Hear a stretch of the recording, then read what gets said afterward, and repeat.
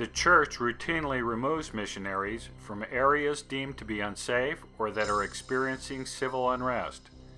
In recent times, this has happened in Venezuela, Ukraine, Ivory Coast, Bolivia, Albania, and other locations. The missionaries are reallocated into different missions until their initial mission areas become safe again. The church employs individuals who perform risk analysis for the church's missionary program, helping senior leadership make decisions on where missionaries should serve or where not, and when they should be pulled from their missions. Rather than a matter of revelation, this becomes a matter of analysis. Why is the church risk adverse? Are not the Lord's missionaries on the Lord's errand? Will he not protect his own through his own methods? Do not the scriptures indicate that some of the most dangerous situations are also the most fruitful in their missionary outcomes? Peter and his apostle missionaries could not have faced a more perilous missionary environment when they chose to continue the Lord's work after his ascension.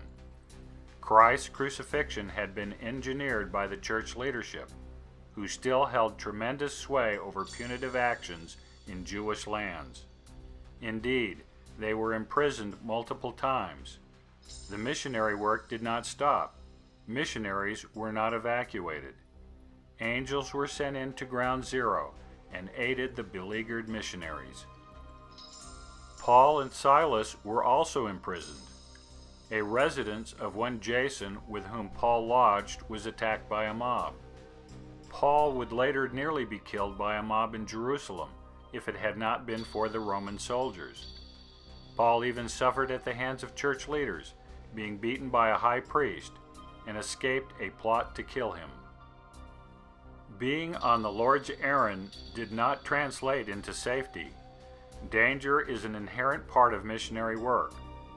Paul was stoned and left for dead, but revived. Some did not survive. Stephen was stoned to death, and John was also killed. More anciently, Lehi's life was in jeopardy, and Abinadi was eventually killed for sharing his missionary message. Alma and Amulek were imprisoned for their message, eventually being freed by a miracle through their faith. Their converts were not so lucky and were burned with fire. The sons of Mosiah left to quite literally immigrate illegally into a hostile nation that had an everlasting hatred for their nationality. Alma's mission to the Zoramites ended up in war. Small wonder that the Lord promised his apostolic missionaries that they would be cast into prisons. Missionary work done right is simply a dangerous business that at times ends in killings. The church should let the Lord decide when it is unsafe for missionaries to conduct his work, not bureaus within the church's bureaucracy. What's more, the Lord should decide whether a deadly threat towards missionaries is even relevant to the question of whether or not a mission continues. Maybe the missionary is supposed to die for his beliefs.